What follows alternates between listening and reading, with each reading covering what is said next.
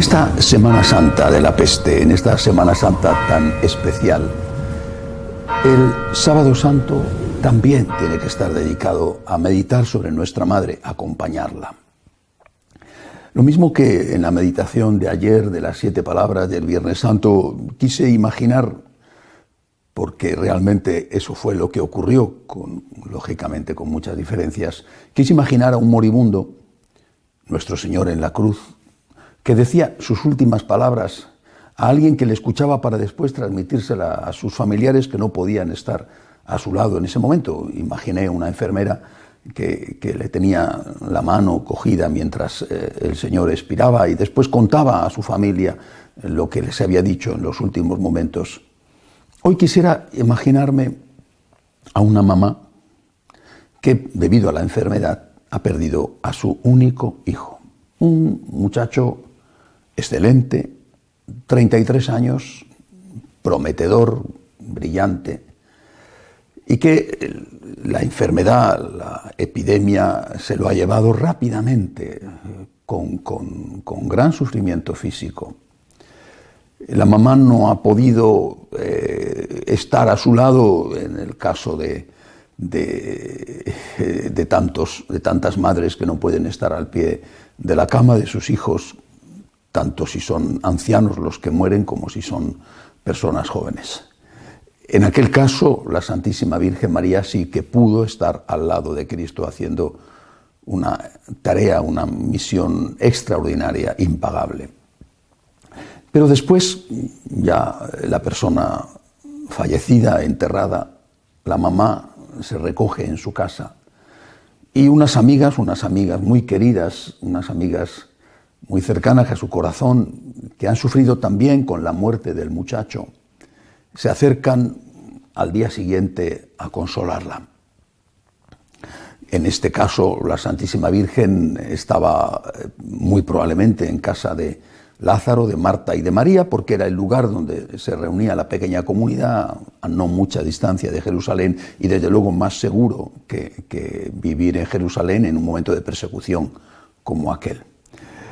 Y imagino que además de Marta y de María, que cuidaban de nuestra madre, pues se acercaron otras, María Magdalena, por ejemplo, que no era la hermana de Lázaro y de Marta, y algunas otras, mujeres parientes incluso de la Santísima Virgen, y se acercaron en la mañana del Sábado Santo, ese sábado en el que los judíos tenían hasta medidos los pasos, bueno, ese día en el que el Señor estaba en el sepulcro donde aún no había resucitado, y en ese momento se acercan estas piadosas mujeres a acompañar a la madre.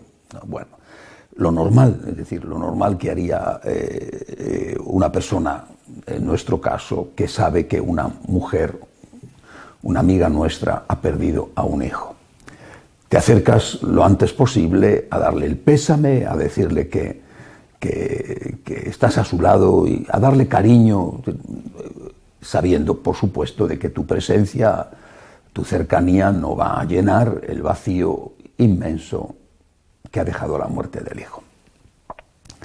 Aquellas piadosas, aquellas santas mujeres se acercan a la Virgen en la mañana del Sábado Santo, se acercan para darle a María ánimos, compañía, consuelo, se acercan para dar, y se encuentran con una sorpresa. Quizá porque ellas pensaban que se iban a encontrar con una mujer desgarrada, con una mujer destruida, incluso podían pensar que la mente de la Virgen estaría desvariando. Tan duro realmente había sido lo que ella había tenido que ver, una madre que ve cómo torturan hasta la muerte a su hijo y a su hijo único. Cualquier mujer no solo se hubiera desesperado, sino que es posible que incluso hubiera perdido la razón. Se acercaron a María para acompañarla y para estar a su lado con palabras o en silencio, pero esperando encontrar una mujer destruida. Y se llevaron una gran sorpresa. se llevaron la sorpresa de encontrarse a una mujer en la que resplandecían 4 grandes virtudes. La primera, la fe. La fe normalmente nosotros entendemos que es la aceptación de unos principios dogmáticos, la existencia de Dios, la presencia real del Señor en la Eucaristía, que el sacerdote puede perdonar los pecados, bueno, unos principios doctrinales. Pero en realidad la fe es mucho más que eso. Por supuesto que es eso, pero es mucho más que eso. Y nosotros, por lo menos en nuestro idioma, lo expresamos con una palabra relacionada con la palabra fe, confianza, que quizá los lingüistas tendrían que decirlo, quizá viene de fe, confianza. Es algo más que la fe. La fe es aceptación de unos principios, de unas enseñanzas, pero también la fe es un acto del corazón. Un acto del corazón por el cual tú te fías de alguien. Me he fiado de ti. San Pablo lo dirá, sé de quién me he fiado. Sé en quién he puesto mi confianza. Sé de quién puedo fiarme y sé que esa persona de la que me he fiado merecía mi confianza. Hay un momento en el Antiguo Testamento muy difícil, que fue la destrucción de Jerusalén.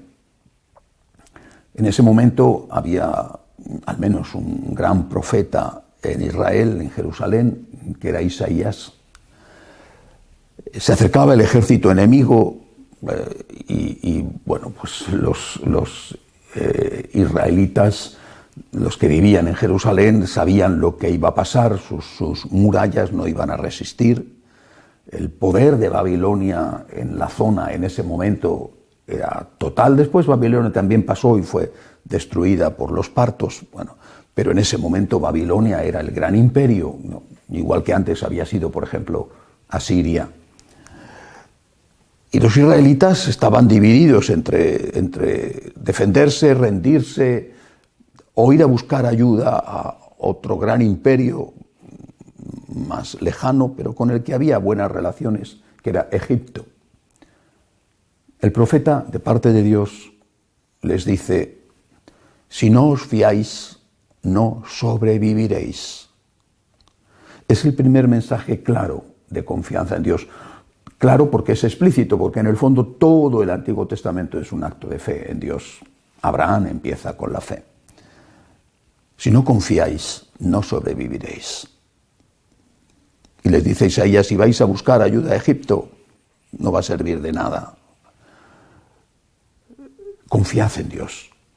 En la confianza, les dice, está vuestra fuerza. Confiad en Dios. Confianza. Y me parece muy evidente, muy significativo, que cuando nuestro Señor se ha aparecido en la historia de la Iglesia, las pocas veces que se ha aparecido muchísimo más la Santísima Virgen María, pero cuando nuestro Señor se ha aparecido, ha dejado siempre el mismo mensaje. Tenéis que tener confianza, tenéis que tener fe, pero fe entendida no solamente como aceptación de unos principios dogmáticos, sino también entendida como ponerte en manos de Dios en medio de la oscuridad y no ponerte nervioso. Si no confías, no sobrevivirás. En la confianza está vuestra fuerza. La Virgen María lo sabía. Lo ejerció siempre. Lo ejerció el día de la Encarnación. Lo ejerció cuando llegó a Belén y se encontró que no había sitio en la posada. Lo ejerció cuando tuvo que salir huyendo rápidamente para buscar refugio en Egipto.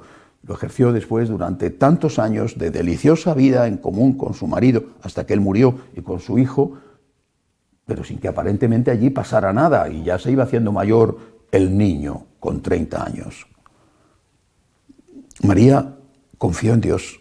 Es un modelo de fe ciega. A veces esa fe era iluminada por algunas chispas de luz cuando llegaron los pastores en Belén, cuando llegaron los magos. Bueno, sí, pero en los momentos de oscuridad, la Virgen María demostró su talla, su valor. ¿Cuántas veces ella le dijo a Dios Padre lo que le dijo la primera vez a través del ángel? Aquí está la esclava del Señor, yo me fío de ti. Y eso, repito, es lo que el Señor nos pide. A Santa Faustina Kowalska, por ejemplo, con la Divina Misericordia: Señor, yo confío en ti. Antes, Santa Margarita María de Alacoque, la devoción del Sagrado Corazón de Jesús: Sagrado Corazón, en vos confío. Señor, yo me fío de ti. Y eso es lo primero que aquellas mujeres encontraron cuando, en vez de ver a una mamá destruida, con la cabeza desvariada, descubrieron que había una mujer serena, llena de fe. Y que cuando hablaban con ella, les decía esto en primer lugar: yo confío en Dios. Yo confío en Dios. Yo confío en Dios. Yo soy la esclava del Señor.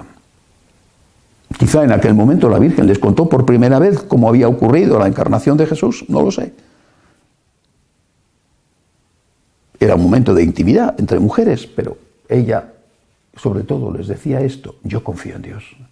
Yo me fío de Dios. Yo me fío. Yo confío. Primera gran lección para nosotros. Por supuesto, para las personas que se encuentran en este momento atravesando la tragedia de la pérdida de un ser querido, o de la enfermedad de un ser querido, o de uno mismo,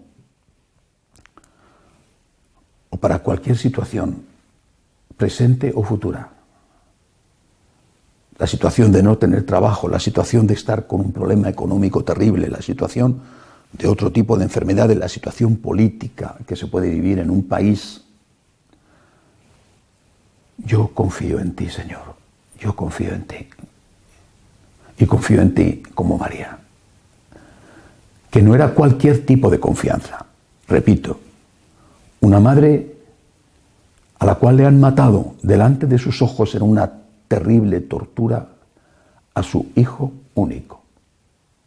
Y ella, en ese momento, le dice a Dios: no entiendo, pero me fío. No entiendo, pero me fío. A continuación, hablando con ella, aquellas piadosas mujeres descubren que hay otra virtud en María, unida a esta, consecuencia de esta: la esperanza. Y es María la que se convierte en su maestra y les dice: pero mi hijo ha dicho repetidamente que hay vida eterna. Nos ha dicho a todos, a mí me lo dijo poco antes de salir para esa última cena. Me lo dijo, me insistió en que no lo olvidara. Voy a resucitar, mamá, voy a resucitar. Son 3 días. Estate tranquila. Y esa es la virtud de la esperanza, que olvidamos, que olvidaron aquellos, que olvidaron los apóstoles, que olvidaron también aquellas piadosas mujeres, pero que no olvidó ni un instante la Virgen María, y que olvidamos nosotros también hoy, como si la muerte fuera una sorpresa, un invitado no esperado, cuando en realidad la muerte es siempre alguien que puede llegar a nuestra vida en cualquier momento. Hay vida eterna. Hay vida después de esta vida. Morir solo es morir. Morir no es el final. Jesús demostró esto con la resurrección, por ejemplo, de Lázaro. Y por supuesto lo demostró después con su propia resurrección. Pero en ese momento en que él todavía no había resucitado, en esa mañana del Sábado Santo, en esas horas en que el Señor está en el sepulcro, había que vivir la esperanza desde la fe. Él ha prometido, voy a resucitar. Hay vida eterna. Eso no quitaba el dolor de verle morir, la angustia de no tenerle en ese momento entre sus brazos para la mamá. Cuando, no muchos años después, los años 50, finales de los años 50, por lo tanto 20, 25 años más tarde, San Pablo escriba a la comunidad de Tesalónica, a los cristianos de allí, a los tesalonicenses, que están nerviosos, inquietos, pensando que el fin del mundo era inminente. Algunos de ellos no están trabajando ya, creyendo que no merecía la pena, y el Señor les dice, San Pablo les dice, el que no trabaja, que no coma. Sé que algunos de vosotros están, le dice San Pablo con ironía, muy ocupados en no hacer nada. Pero les dice, no quiero que ignoréis la suerte de los difuntos, para que no os aflijáis como los hombres sin esperanza. No les dice, para que no os aflijáis. ¿Cómo no se iba a afligir la Santísima Virgen con la ausencia después de la muerte de su hijo? ¿Cómo no se va a afligir una mamá, por mucha fe que tenga, con la muerte de su hijo, o una esposa con la muerte de su marido, un marido con la muerte de su esposa, un amigo con la muerte de un amigo? No. La esperanza no nos quita el sufrimiento, alivia el sufrimiento. Por eso San Pablo dice, no quiero que os aflijáis como los hombres sin esperanza. No dice, no quiero que os aflijáis. No quiero que os aflijáis como ellos. Os afligís sí, pero no como ellos. Porque la aflicción del que no tiene esperanza es una aflicción desesperada. Desesperada significa sin esperanza. Cuando aquellas mujeres que estoy imaginando se encontraron con la Virgen en la mañana del sábado, no se encontraron con una mujer desesperada. Era una mujer que tenía fe, que confiaba en Dios. Y era una persona que tenía esperanza. Hay vida eterna. Hay vida eterna. María les dice a ellas, como su maestra en ese momento, mi hijo va a resucitar. Es terrible lo que hemos vivido, es terrible lo que él ha tenido que pasar para salvarnos, pero mi hijo va a resucitar. Y quizá ellas no la creyeron, dijeron, pobrecilla, se aferra a un clavo ardiendo, está muerto, nosotras le hemos enterrado, está corrida la piedra del sepulcro sobre su tumba, no hay solución, no hay nada que hacer, ha muerto, se ha acabado esto. El tiempo, y no mucho después, además, le dio la razón a la Virgen. Pero hoy, Sábado Santo, hay que recordar esto, que habrá Pascua, que habrá mañana, que habrá dentro de unas horas la resurrección del Señor. Y hay que recordar, para nuestros propios momentos de angustia ante la muerte personal o de los nuestros, hay que recordar, hay vida eterna. Tenemos que levantar la mirada al cielo, porque si nos desesperamos, lo mismo que si perdemos la fe, el problema que está ahí, el que sea, la muerte, la falta de trabajo, la falta de dinero, la enfermedad, el problema que sea, no se va a solucionar. Si vas a morir igual con fe o sin fe, con esperanza o sin esperanza, igual. Y si has perdido la fe y has perdido la esperanza, no va a resucitar tu hijo. Es indiferente tu fe con lo que vaya a ocurrir. Lo que no es indiferente es tu fe o tu esperanza con lo que a ti personalmente te ocurra. Ahí está la diferencia. Si te alejas de Dios y escupes al cielo, no por eso te va a llover un puesto de trabajo, te va a llover el dinero o va a resucitar la persona fallecida. Lo que va a cambiar es tú. Una mujer enrabietada, llena de rencor contra Dios, desesperada, que no fue lo que ocurrió afortunadamente con la Virgen, no hubiera hecho que su hijo resucitara o no resucitara. La fe y la esperanza sostuvieron a María. Esa fe y esa esperanza le habían ayudado a ella a sostener unas horas antes a su hijo moribundo. Y esa fe y esa esperanza es la que nos tiene que ayudar a nosotros. Y hay que decirlo, repito, en la Semana Santa de la peste y ante lo que vendrá con la gran crisis que se avecina. Hay esperanza, hay vida eterna. Confía en Dios, espera en Dios. Y luego se encontraron con una mujer llena de amor. El amor tiene muchos matices, lo dice perfectamente San Pablo en la carta a los Corintios cuando habla el himno famoso de la caridad en el capítulo 13. La caridad todo lo cree, todo lo espera, todo lo tolera, la caridad es paciente, la caridad, dice San Pablo, no lleva en cuenta el mal. Yo no sé si la Virgen María en aquella mañana en que fue visitada por sus amigas, en esta imaginación que estoy poniendo, no sé si la Virgen les ofreció algo porque no era el ama de casa. Seguramente, si tuvieron que ofrecerle algo a las otras, lo harían las dueñas de la casa, Marta y María. ¿Qué les ofreció la Virgen? ¿Cuál fue su caridad? ¿Qué caridad descubrieron las amigas en ella? La caridad del perdón. Mucho más difícil de dar que una taza de café o un vaso de agua.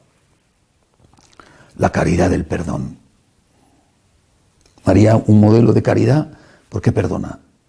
Descubrieron, no sé si con sorpresa, que no salía de la boca de la Virgen ni una sola palabra de rencor contra los que habían matado a Jesús.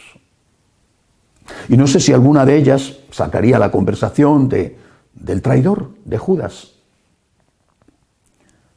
Si así fue, estoy seguro de que de la boca de la Virgen solo salió esta palabra: pobre muchacho. Pobre muchacho. Porque quizá alguna le dijo, hemos sabido que Judas se ahorcó, se ha ahorcado. Quizá alguna le dijo, hemos sabido que intentó salvar en última hora a Jesús, que fue a ver a los sacerdotes, que les ofreció devolverles el dinero que miserablemente había cobrado por entregar a Cristo. Y que cuando ellos no aceptaron, de desesperación se ahorcó. Y estoy seguro de que la Virgen solo dijo, pobre muchacho, si yo hubiera podido verle antes de que hiciera eso, no solo antes de que entregara a mi hijo, sino antes de que se suicidara, pobre muchacho. El rencor nunca entró en el alma de la Inmaculada, nunca. Y yo creo que esta es la gran obra de caridad que la Virgen nos enseña y que muchas veces no tenemos en cuenta, y a lo mejor pensamos que la caridad es dar de comer al hambriento, y lo es. Que la caridad es defender la justicia, y lo es. Pero defender la justicia con odio en el corazón, dar de comer al hambriento y a la vez sembrar la semilla de la violencia. Algunos han pensado esto y lo han hecho. María se convierte en nuestra maestra de la caridad porque nos mira a los ojos a cada uno de nosotros que tanto daño la hemos hecho, haciendo daño a su Hijo con nuestros pecados. Y nos dice, Él te ha perdonado, yo también te perdono. Maestra de caridad porque es maestra de perdón. Maestra de fe porque se fía, se abandona en Dios. No entiendo, pero soy la esclava del Señor, no tengo por qué entender, solo tengo que obedecer. Confío en Dios. Maestra de esperanza, mi hijo ha dicho que va a resucitar y va a resucitar. Y por eso no me desespero, sufro, pero no como una persona sin esperanza. No estoy desesperada. Y de esa fe y de esa esperanza saca la fuerza para la caridad, para el perdón. Si su hijo había dicho, y ella lo oyó porque estaba allí, Padre, perdónales que no saben lo que hacen. Ella lo dice también, Padre, perdónales, no saben lo que han hecho. Y lo dice de Caifás, lo dice de Pilato, lo dice de todos los fariseos que habían tramado la conjura contra su hijo, lo dice de Judas. Y lo dice de cada uno de nosotros. Porque cada uno de nosotros somos muchas veces Judas el traidor. El que no ha cumplido las promesas. El que le ha vendido por un puñado de monedas. Y después el que desesperado, arrepentido, quizá ha pensado que ya no tenía remedio y que Dios no le iba a perdonar porque su pecado era muy grande. La Virgen le dice: mi hijo te ha perdonado, yo también te perdono, yo también. Él te ha perdonado porque a él le has hecho daño y yo te perdono porque soy la madre de él. Soy la madre de él que ha sufrido como ha sufrido él, aunque de otra manera, que a mí no me clavaron los clavos en las muñecas, a mí no me pusieron la corona de espinas, a mí no me abofetearon, a mí no me taladraron la carne con los latigazos.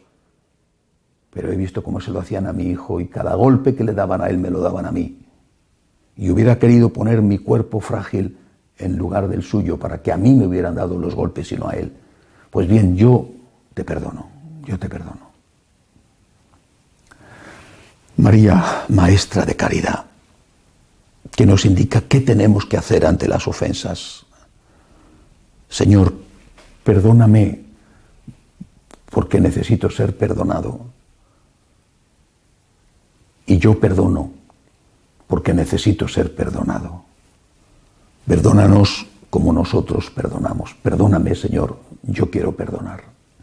Y como necesito ser perdonado, quiero perdonar. Es un día hoy, sábado santo del año de la peste, que en este momento, hablando del perdón, no puedo dejar de pensar en una persona muy especial que ha sufrido no la epidemia, no el martirio físico, pero sí otro tipo de martirio, el de la ignominia, el de la calumnia, el de la cárcel. Me refiero al cardenal Pell, el cardenal australiano, que acaba de ser absuelto en última instancia por el Tribunal Supremo de su país.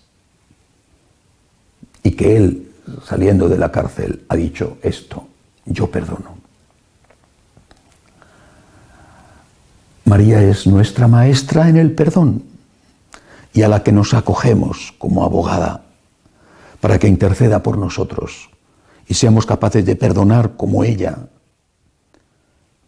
y también para que interceda por nosotros y Dios tenga compasión y perdone nuestros pecados.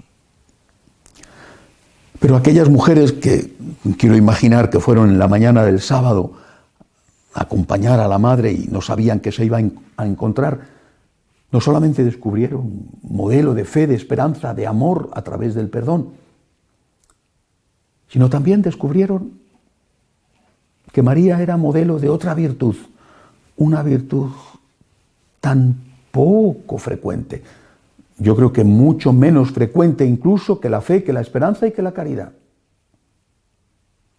Me refiero a la virtud del agradecimiento. Hace muchos años, yo era un jovencito sacerdote y empezaba a trabajar en los medios de comunicación. Y tuve la fortuna, la dicha de entrevistar a una señora que había perdido a su hija con leucemia, una adolescente. Y yo esperaba, cuando entrevisté a esta mujer, encontrarme con una mujer herida que daba un testimonio de esperanza, de fe. Lo que no esperaba era encontrarme con una mujer agradecida. Esta fue para mí una gran sorpresa, una gran lección. Porque aquella señora, aquella mamá que estaba, lógicamente, mal porque había perdido a su hija después de una larga batalla contra el cáncer.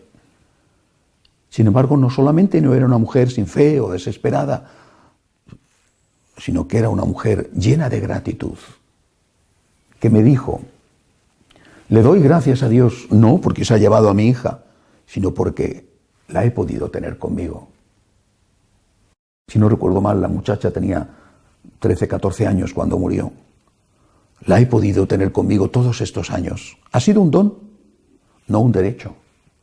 La he podido tener conmigo. Podía no haberla conocido nunca, podía haberla perdido antes. Podía tenerla más tiempo. El Señor me la ha dado 13 años que tengo que agradecer. Y también la Virgen seguro le dijo esto a aquellas piadosas mujeres. ¿Quién soy yo para merecer el privilegio de haber tenido a este hijo? ¿Quién soy yo para merecer el don de haberle disfrutado durante 33 años? ¿Quién soy yo para haber podido gozar de su compañía tantos años de intimidad en Nazaret? ¿Quién soy yo? Ahora ya no está. Sé que va a resucitar, pero ya no está. Y no sé cómo será después cuando resucite, ni cuánto tiempo estará, no lo sé, pero sé que le he tenido. Gracias, Señor.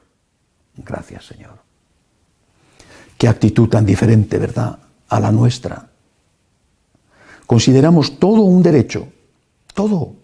La vida, la salud, el dinero, el trabajo, el afecto de las personas a las que nosotros queremos, todo es un derecho. Y esto es mentira. ¿Quién tiene derecho a tener eternamente salud? Nadie. Todo es gracia, todo es don. Y después de una gracia, tiene que venir un gracias. Gracias. No tengo derecho, Señor, a que esta persona me quiera. Es un don. No tengo derecho a tener este hijo que tú te has llevado. Gracias por el tiempo que lo tuve. Ya no tengo salud. Gracias por el tiempo que la tuve. Gracias, Señor. Gracias, gracias, gracias, gracias. ¿Cómo cambia la vida desde el agradecimiento? Claro, lo veo de esa perspectiva porque nosotros los franciscanos de María tenemos justo ese carisma, el agradecimiento. Bueno, es lo que Dios ha puesto en mi corazón, lógicamente, pero muchas veces me he encontrado con personas que me lo han dicho abiertamente, además. A mí eso del agradecimiento no me dice nada, me lo han dicho, católicos, practicantes. A mí eso no me dice nada. A mí me motivan más otras cosas. Bueno, cada uno tendrá su don, pero ¿no te dice nada el agradecimiento? Pues qué pena me das. Qué pena me das. De verdad. No solamente, pobre Jesús, qué pena me da Jesús, que no eres capaz de sentirte motivado a agradecerle, sino qué pena me das tú, porque una persona que no agradece, una persona desagradecida, es una persona desgraciada, sin gracia, sin gracias, sin la acción de gracias, eres un desgraciado. Estás quejándote continuamente, eres una víctima permanente, qué mala suerte tienes, que poco te quieren. Te pasas la vida en un ay. Y nunca eres capaz de ver lo bueno que tienes. ¿A quién se lo debes? A Dios, a tanta gente. Y eso hace que los demás se cansen de ti, te rechacen. ¿Te rechazan por qué? ¿Porque eres una víctima? ¿O porque no sabes dar gracias? En aquella mañana del sábado la Virgen tuvo mucho tiempo para meditar, hasta que, caída ya la noche, seguro que su hijo fue a verla a ella en primer lugar para darle un abrazo y para decirle: gracias, mamá, has aguantado, me he apoyado en ti, has corrido bien tu carrera. Dirá años después San Pablo, refiriéndose a sí mismo cuando en la cárcel de Roma escribe por última vez a su amigo, a su discípulo Timoteo: he corrido bien mi carrera, he mantenido la fe y ahora espero la corona que dan al que gana la carrera, al que gana la victoria. Y Jesús le dijo: has corrido bien tu carrera, has mantenido la fe, no has perdido la esperanza, has sabido perdonar, has dado gracias. Gracias, mamá. Y la Virgen, lógicamente, le dio las gracias a él. en este sábado santo del año de la peste, contemplando a María, fijémonos en esta mujer que nos dice: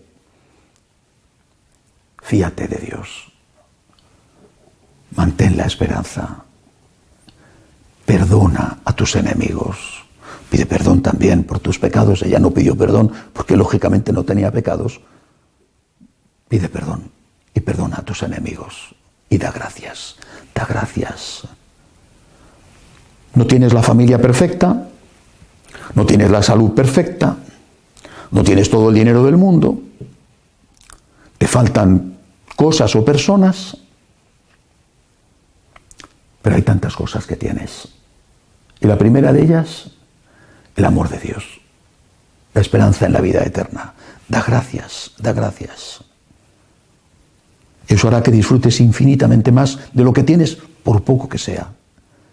Fíjate en ello para dar gracias a Dios y a la gente. Confía, ten esperanza, perdona y da gracias. El mensaje de la Virgen en el sábado santo del año de la peste. Aquellas mujeres que pensaban quizá que iban a encontrarla desesperada y que se encontraron con una maestra. El mensaje a cada uno de nosotros. Digámosle con María hoy, en este sábado santo. Digámosle a Dios, con María y como María: Señor, yo me fío de ti, en ti confío. Yo espero en ti, Señor. Yo quiero amar como tú, Señor. Y te agradezco, Señor, por todo, por tu divina misericordia. Gracias, Señor, gracias para siempre.